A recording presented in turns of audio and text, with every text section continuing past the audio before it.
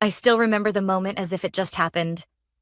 I was standing by the office coffee machine adding a dash of oat milk to my morning blend when Ryan, the new CEO and son of the company's founder, walked into the break room. He didn't greet me. He didn't smile. He just looked at me like I was part of the furniture he'd decided to throw out. "Lily, I need to see you in my office. Now." It wasn't a request. I had been with the company for nearly 11 years. In that time, I had built the client services department from scratch, negotiated over 100 contracts, and trained most of the team that now sat just outside his office door. But none of that mattered to Ryan. His father, Mr. Cole, had built the company with grit and loyalty. Ryan inherited the title, and apparently thought it gave him the right to play God. I followed him, trying to shake off the tension building in my chest. He didn't even sit down. "You're fired," he said, voice flat, emotionless. "We don't need lazy people like you dragging this place down." I blinked. At first, I thought it was some kind of twisted joke. "Excuse me?" "You heard me," he replied, casually flipping through a stack of papers like he was deciding what to have for lunch. "You can collect your things and leave, effective immediately." I stared at him, stunned. My heart pounded in my ears. I wanted to shout, to defend myself, to demand an explanation. But instead, I smiled. A calm, polite, deliberate smile. "Understood," I said. "Have a nice day, Ryan." I walked out of his office with my head high, but inside I was trembling. My teammates looked at me as I passed, sensing something was wrong. A few started to stand, ready to ask questions, but I gave them a subtle shake of the head. "Don't make this harder." I packed my desk in silence. As I drove home, memories flooded my mind. 11 years. 11. I had given this company more time than I gave my own family. Late nights, working through holidays, taking calls while holding back tears after my divorce. I gave them everything. And now I was dismissed like I was nothing. But I wasn't angry. Not yet. I was curious. Why? That question haunted me all night. I barely slept. Something about the way Ryan had said it, so confidently, so carelessly, didn't sit right. The timing was strange, too. We were about to finalize one of the company's largest contracts, a deal I had spent 6 months preparing. I knew the client inside and out. I had even booked the final review meeting for that Friday. And now I was gone. Had he even looked at the contract details? The next morning, just after 9 a.m., my phone buzzed. I didn't recognize the number. I let it ring, unsure if I could handle another blow. But curiosity won again. "Lily, it's Mr. Cole." The voice sent a jolt down my spine. The real CEO. The man who had hired me 11 years ago after a single interview. "I just walked into the office," he said, and I could hear the tightness in his throat. "Why the hell did you pack up and leave? What happened?" I hesitated. "Your son fired me." Silence. Then, with a sharp inhale, "What?" "Yesterday. He said I was lazy and that I wasn't needed anymore." There was a long pause before he spoke again, this time slowly, like he was trying to stay calm. "Lily, did he read your contract?" I furrowed my brows. "What do you mean?" "He's supposed to finalize the Kingswell deal today, isn't he?" "Yes. We were scheduled to meet them at 11. Jesus Christ. I could hear papers rustling in the background. Then a loud thud, like he'd slammed something on his desk. "Lily, your contract has a clause," he said. "One I insisted on after the last acquisition disaster. You're not just the account manager. You're the only authorized negotiator for the Kingswell deal." I froze.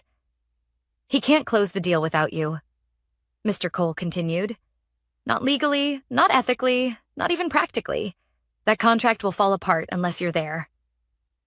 A slow, burning realization settled in my chest. He hadn't read it. Ryan had no idea what he'd done. And that's when something inside me shifted. The betrayal still hurt? Yes. But now I felt something else entirely. Control. He had pulled the trigger far too quickly, and now the gun was pointed at himself. Mr. Cole hung up without another word. I could feel his fury through the silence that followed. I sat motionless in my apartment, coffee growing cold beside me, staring at nothing in particular. He didn't know. His son had fired me without even reading the contract. I leaned back on the couch and let out a quiet, bitter laugh. After 11 years, this was how it went down. A spoiled, impulsive man-boy trying to play CEO, making decisions like they were moves in a video game. But real companies don't respawn after bad calls. And this one was about to find that out the hard way. I wasn't sure what was going to happen next. Part of me wanted to get dressed and show up to the office just to watch the fallout unfold. But another part, the one that had endured years of thankless overtime and swallowed my pride more times than I could count, wanted to let them burn. I didn't have to wait long. At 10:13 a.m., I got another call. This time, it was Ryan. I let it go to voicemail. A minute later, another call. This one from reception, then legal, then accounting. I stared at my phone as it buzzed nonstop, lighting up like a Christmas tree. I didn't answer a single one. The voicemail icon blinked at me, relentless. I tapped it open. Lily, hi, it's Ryan. His voice was strained. Listen, there was a misunderstanding yesterday. I might have acted too fast. We need you back. Today. It's urgent. Please call me. Urgent. The word rolled around in my head like a marble in a glass. He hadn't said sorry, not once, not even in a fake corporate way. Instead, it was panic disguised as politeness. I took a sip of my cold coffee, still not moving from the couch. At 10:32, my phone buzzed again. This time, a number I hadn't saved in years. Nicole, a former colleague. We'd grown close back when she was in my department, before she transferred to marketing. I picked up. Lily, you won't believe what's happening here, she said, her voice barely above a whisper. Try me. Ryan just got chewed out by his dad, like, in front of everyone. The meeting room was full. Mr. Cole walked in and slammed the Kingswell contract on the table. I raised an eyebrow. He brought the contract? Oh, yeah. And he asked one question. Did you read this before firing Lily? And? Ryan tried to bluff, said something about moving in a new direction and reevaluating roles. But Mr. Cole didn't buy it. He flipped to the clause you always talked about, the one that says you're the sole negotiator on the Kingswell account. That clause was there for a reason. I know, everyone knows, except Ryan. She paused for a moment. I could hear office murmurs in the background. Lily, he looked pale, like ghost pale. He realized he's the reason Kingswell's about to walk. I exhaled slowly. And what did Mr. Cole say? He told him, if this deal falls through, your position here becomes negotiable. I let out a breath I hadn't realized I was holding. There it was, the first crack in Ryan's armor. I don't know what you're planning, Nicole added, but whatever it is, you have the upper hand now. I ended the call with a soft, thank you, then stood and looked out the window. The skyline was quiet, still. I always found comfort in that. The city, indifferent to human chaos, going on as usual. At 11:15, another message came through, this time from Mr. Cole himself. Lily, I'm sincerely sorry for what happened. I misjudged the situation. Please come in. Not just for the deal, but so we can talk. Privately. It was tempting, but I wasn't ready to just walk back in like nothing happened. Not yet. Ryan's mistake wasn't just about a contract. It was about respect, about trust, and about the years I had given. Years that couldn't be replaced by a panicked phone call and a seat at a negotiation table. Still, something stirred inside me. I wasn't a petty person, but I wasn't weak either. I didn't want revenge. I wanted accountability. I picked up my phone and finally responded. Not with a call, but a message. I'll consider returning to finalize the Kingswell deal, but only under specific conditions. I'd like to speak with Mr. Cole directly beforehand. I hit send. Then I changed out of my pajamas and began to prepare. By the time I arrived at the office, it was just past noon. I didn't use the employee entrance. I walked through the main lobby like a guest, a move I knew would draw attention. Everyone knew I had been fired the day before. My return now was more than a quiet comeback. It was a statement. The receptionist stood up the moment she saw me. "Ms. Harris." "Lily," she stammered. "Mr. Cole is expecting you. Right this way." As I followed her down the hall, I noticed the atmosphere had changed. People looked up from their desks. Conversations paused. There was a sense of quiet tension, like the building itself was holding its breath. Mr. Cole was standing at the door to his office when I arrived. He wasn't smiling. "Lily," he said, nodding. "Thank you for coming in." I nodded back but didn't extend my hand. He stepped aside, letting me walk past him into the office. It was quiet for a moment as I took a seat across from his massive oak desk. He closed the door behind him, leaned against it, and let out a long sigh. "I made a mistake," he began. "A big one. I gave my son too much authority, too fast. I wanted him to prove himself, but I didn't expect him to burn bridges before even learning how to build them." I stayed silent.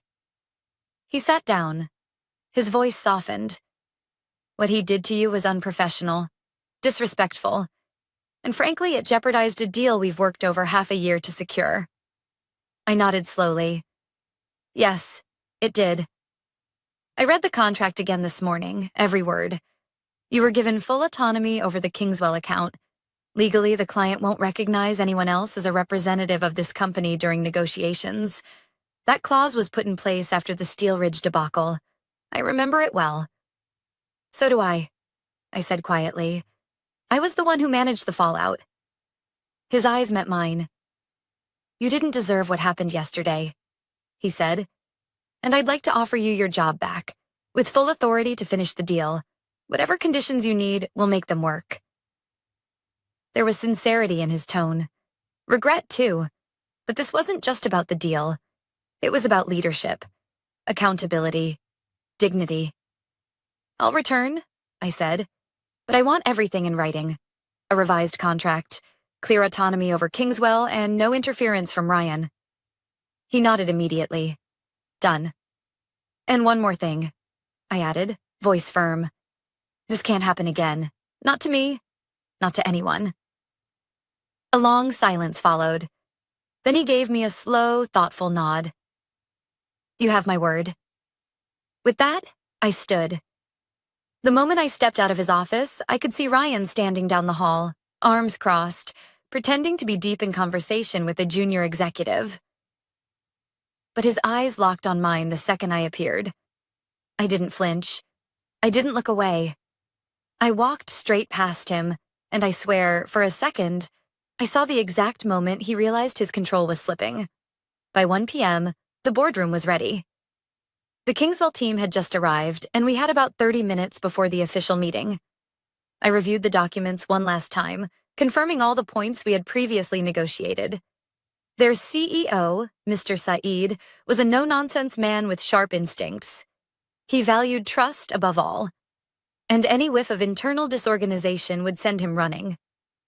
As I placed the printed Arabic translation of the final terms onto the table, I caught sight of Ryan pacing outside the glass walls of the meeting room like a caged animal. Mr. Cole stepped out to intercept him.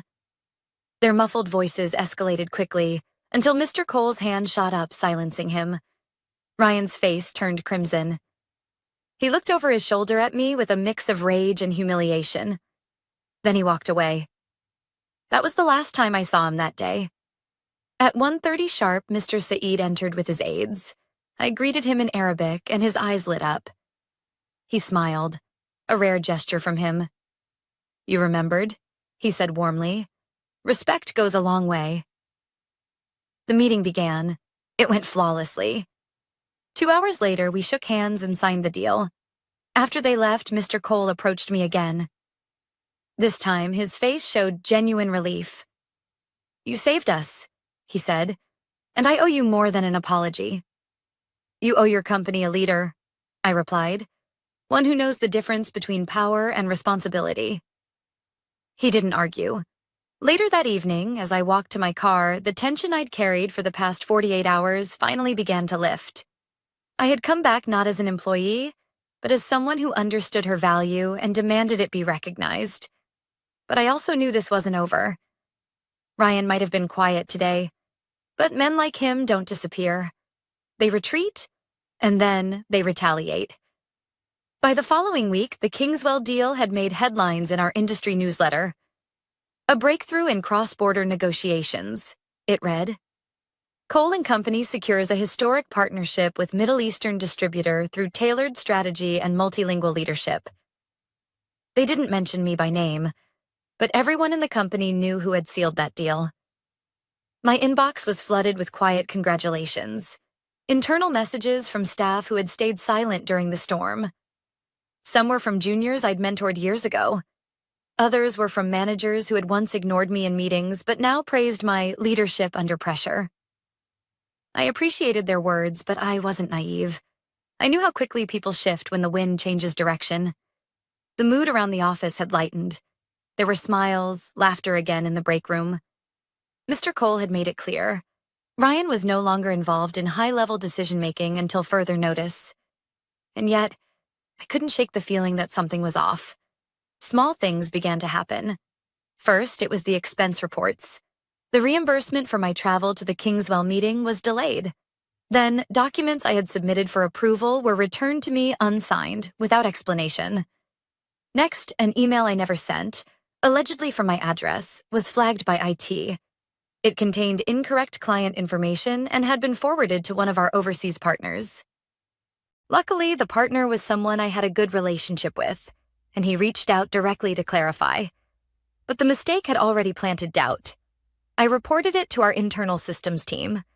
They said there was no sign of external hacking. The message had originated from inside the office. That's when I knew. Ryan was behind it. He was no longer trying to fire me. That approach had failed. Now, he wanted to make me look incompetent, to smear my reputation slowly, subtly, until I either quit in frustration or someone else decided I was a liability. It was classic corporate sabotage. And it wasn't the first time I'd seen it.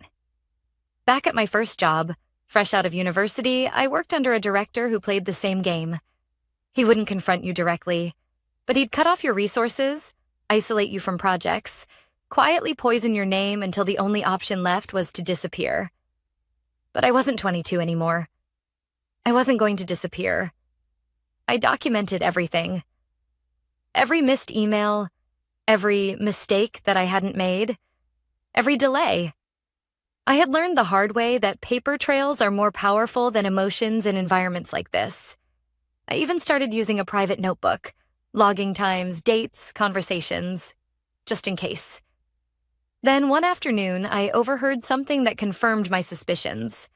I was passing the conference room when I heard Ryan's voice inside. Too loud for a private discussion. "She's unstable," he said. "Since she came back, she's been erratic, aggressive. I don't think she's fit to manage high-pressure clients." I stopped in my tracks. "I'm just saying," he continued. "Maybe we should start thinking about succession planning for client services. She's clearly overextended." Another voice responded. Someone I didn't recognize. A newer executive, maybe. But the Kingswell deal. She pulled that off under serious pressure. Ryan scoffed. "She got lucky. We can't run a company on luck." I stood frozen for a few moments, then quietly walked away. My blood ran cold, not out of fear, but from the icy precision of his tactics. He was planting seeds again, poisoning the well. That evening, I stayed late. The office was quiet, the halls dim. I sat alone in the glass meeting room, staring at the city lights, wondering how many more battles I would have to fight just to keep doing my job. And then, a voice broke the silence. "Still here?" I looked up. It was Mr. Cole. "I could ask you the same," I replied. He stepped inside, placed a folder on the table. "Your revised contract, with everything we agreed on. I opened it, read through the language. It was solid. I nodded in approval. I've also started an internal audit, he added. Too many things have been misfiled lately. I looked up sharply. He met my gaze. I'm not blind, Lily. I know Ryan isn't finished. Why haven't you stopped him? I asked. There was a long pause before he answered. Because I needed to see how far he'd go. He sounded tired, more like a father than a CEO in that moment. You're protecting the company, I said. He shook his head slowly. I'm trying to protect both of you, but maybe it's too late for one of you. I closed the folder. I don't need protection. I need you to decide what kind of legacy you want to leave behind. His eyes lingered on mine. Then he turned and left. And I knew. Something bigger was coming. The office felt colder that week.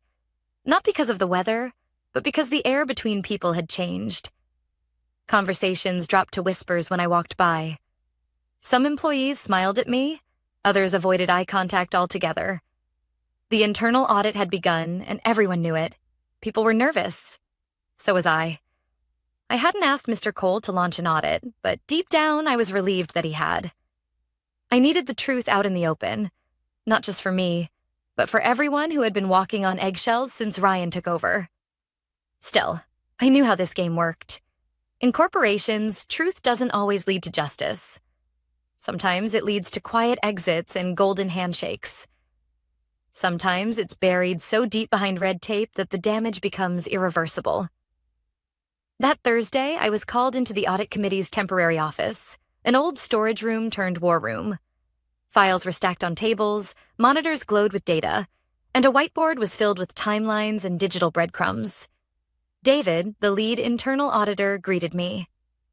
Lily, thanks for coming in. We'd like to ask you a few questions about some recent irregularities.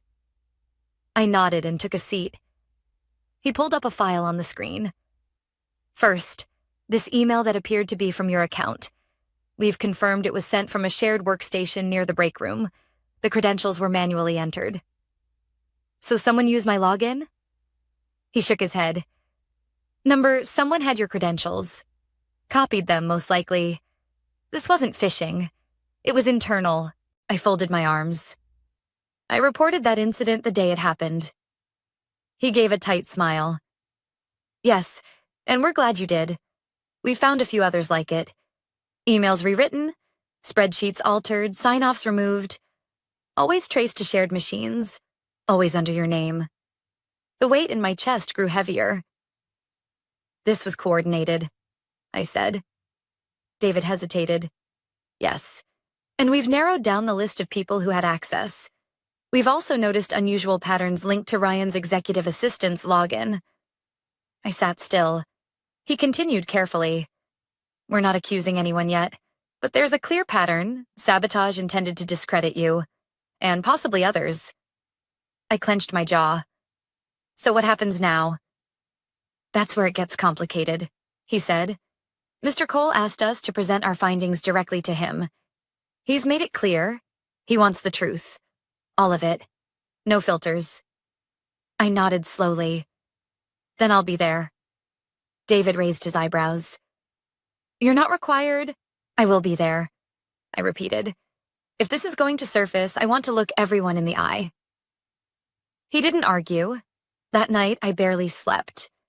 I kept thinking about the others who had left quietly over the past year. Talented employees in their 30s and 40s who had simply moved on without much notice. People who had once been considered rising stars. I used to think it was just turnover. Now I wondered how many of them had been quietly pushed out by Ryan's games. I arrived early to the executive boardroom the next morning. Mr. Cole was already there, staring out the window like a man waiting for the final card to fall. David and 2 other auditors came in next. Then Ryan arrived. 10 minutes late, looking smug, phone in hand, not a trace of concern on his face, until he saw me. He paused at the door. She's not on the audit committee. Mr. Cole didn't turn. She's here at my request. Ryan shifted his weight uncomfortably. This is supposed to be internal, confidential. Then you should have kept it that way when you used company resources to fabricate emails, I said, my voice calm but sharp. Ryan scoffed. That's ridiculous. David spoke up.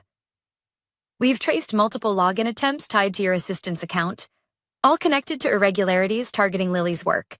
There's a clear timeline. Ryan's face began to shift, his practiced smugness cracking. You're reaching. She's just bitter about being let go. I looked him in the eye. You didn't let me go, Ryan. You sabotaged me. And you almost tanked the biggest deal this company has landed in 5 years.